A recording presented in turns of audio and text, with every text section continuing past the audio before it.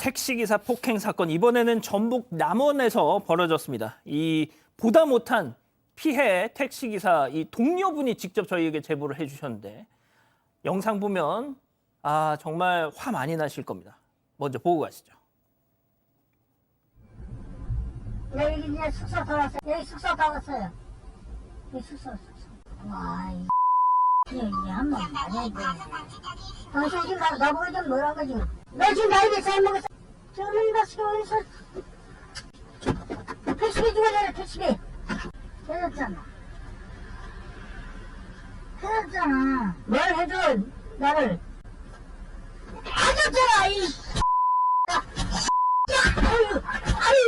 아유, 네. 야, 너 내려. 가라. 이 새끼야, 너 내려. 타봐. 너 내려.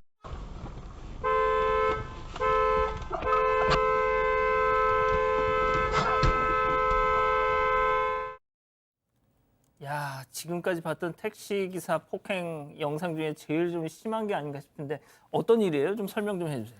네, 이 해당 승객은 남원 시내에서 택시를 탔는데 탑승하자마자 횡설수설하면서 몇 번이나 목적지를 물어도 혼잣말로 욕설을 했다고 합니다. 이후 승객은 잠에 들었고 목적지에 도착한 택시기사가 승객을 깨우자 자다 깬 승객은 기사에게 욕을 하기 시작했습니다. 참다 못한 택시기사가 승객에게 나이가 몇 살이냐고 물었고 그때부터 승객은 기사에게 욕설과 폭행을 시작한 겁니다. 요금을 내라고 해도 돈은 내지 않고 계속해서 얼굴에 주먹질을 해대다가 급기야 기사에게 내리라면서 휴대전화를 뺏으려고까지 했다고 합니다. 자, 난동은 여기서 끝나지 않았습니다. 체크포인트 짚어보죠. 좀비처럼 물었다. 설마 진짜 물었어요? 물었습니다. 아하, 그러니까 아까 조금 전에 김 기자 얘기했던 것처럼 이 택시 기사를 차에서 끌어내서 폭행을 계속 시도하려고 했던 것 같아요. 예. 근데 내리게 되면 더 큰 화를 당할 거라고 이제 택시 기사분이 생각을 하셔서 핸들을 안 놓고 꼭 잡고 계셨습니다. 그러니까 갑자기 팔을 세게 물어뜯기 시작을 한 겁니다. 그러니까 핸들을 놓게 하려고 했던 것 같아요. 이 와중에도 이 택시 기사분께서는 이걸 놓치면 정말 큰일 난다고 생각하셨던 것 같아요. 끝까지 버텼고요. 천만다행히 지나가던 차들이 상황을 목격하고 경찰에 신고를 한 겁니다. 자, 이게 지금부터 보실 영상이 이제 그 이로 막 물어뜯는 그 상황에서 벌어진 장면인데, 조금 기사분의 비명 소리가 좀 들리실 겁니다. 아마 좀 보시기에 불편하실 수도 있을 텐데, 일단 그 장면도 잠깐 보고 가시죠.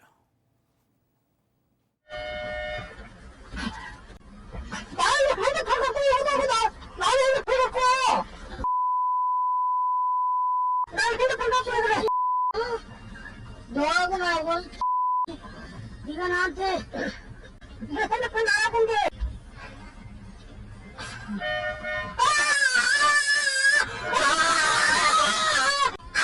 너하고 나하고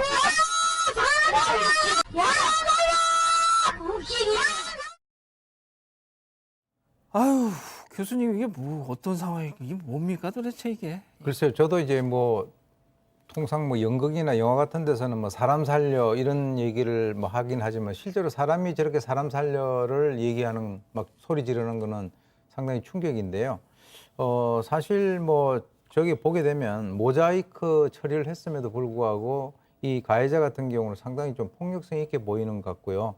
그리고 이제 무는 행위 같은 경우는 상당히 특이하지 않습니까? 예. 근데 좀 이상한 사람이네요. 이 전생이 뭔가 모르겠는데 그게 궁금한데, 일단 다른 사람하고 싸울 때 이 사람은 무는 그런 그 방법을 사용을 해서 상당히 효과를 갖다가 본 그런 경험이 있지 않는가라는 생각이 듭니다. 그런데 무는 사람은 무는 사람이지만 저렇게 물리는 사람은 아까 저게 사람 살려라고 얘기를 하셨는데 엄청난 공포 때문에 상당히 그 트라우마가 클 것 같습니다. 예, 보통 이빨은 동물의 치아를 얘기하는 거죠. 저희가 이건 사람이 아닌 듯 싶다 싶어서 제목을 하단에 나가는 자막을 이빨로 한번 표현을 해봤습니다. 이게 그런데 양 변호사님, 이 기사분이 제가 이 자료를 보니까 몸이 불편하신 분이에요. 그러니까 원래 참급 장애가 있으시다고 합니다. 다리가 불편하셔서 평소에도 걷는 게 불편하시다라는 거예요. 그렇기 때문에 이제 혹시 밖으로 나가게 되면 시청자분들도 보시면 차라리 도망을 가시지라고 생각할 수 있는데 그럴 수 있는 상황이 아니었던 거예요. 그래서 오히려 나갔을 때 더 크게 다칠까 봐 핸들을 붙잡고 끝까지 버티니까 그래서 팔은 물어버린 거예요. 이 바람에 그렇구나. 지금 기사분 같은 경우에는 코뼈가 골절됐고요. 팔 당연히 심하게 다치셨고 다리도 다치셔서 전치 3주의 치료를 지금 받고 있다고 하십니다.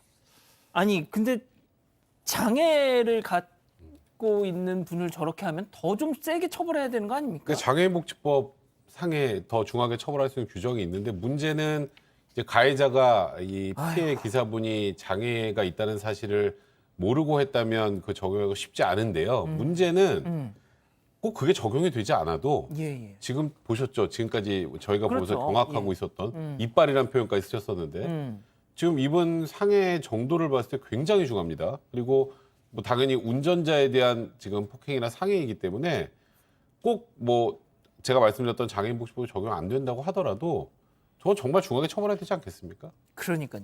자, 그런데 여기서 또 좀 문제를 삼아야 될 수도 있을 것 같은 내용이 있습니다. 이 가해자 지금도 여전히 사과는커녕 앞서 그 기사분의 연락처 뭐 이런 걸 어떻게 알았는지 계속 좀 그냥 좀 선처 좀 해주십시오, 해줘요 좀 뭐 이런다면서요 지금. 네, 가해자와 그 지인들이 피해자 번호를 어떻게 알아냈는지 자꾸 전화를 걸어서 선처를 요구하고 있다는 제보가 들어왔는데요.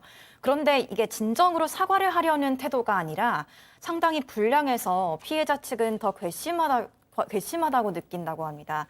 제보자는 피해자의 신상이 경찰 쪽에서 새어나갔다고 보고 있는데 동네가 작다 보니까 보복도 우려된다고 전했습니다.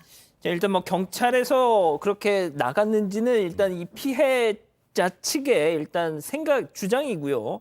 어떻게 됐는지는 아직까지 모르겠습니다만 교수님, 이거 진짜 제가 저 사람은 진짜 좀 뜨거운 맛을 한번 봐야 되겠어요, 진짜. 네, 그렇게 하지 않으면 지금 거기가 또 동네가 좀 작은 동네라고 합니다. 그래서 지금 뭐 이미 이 피해자 같은 경우는 본인이 이제 장애를 있다라고 하는 그 사실까지도 다 알려졌고 또 신상도 뭐 어떤 이유에서인지는 모르겠으나 신상도 털려가지고 전화가 오는 그런 상황에서 좀 선처 좀 해달라 이렇게 얘기하니까 이분 같은 경우는 아까도 말씀드렸지만 트라우마 때문에 엄청나게 두려워하긴 하지만 또 본인이 생계 유지를 위해서는 이 운전대를 잡아야 되는 그런 상황인데 혹시 1대1로 마주하는 그런 직업인데 바로 이 사람하고 또 마주치면 어떻게 될까 이렇게 두려워하고 계신다라고 하니까 방금 우리 앵커께서 말씀하신 대로 이 사람에 대해서는 아주 확실한 그러한 어떤 그 대가를 지불해야 될 거로 봅니다. 예.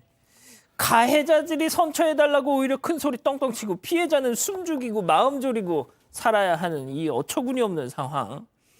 옆에서 그런 피해 동료 기사를 보기가 얼마나 안쓰러웠으면 동료 기사분이 제보를 해주셨습니다.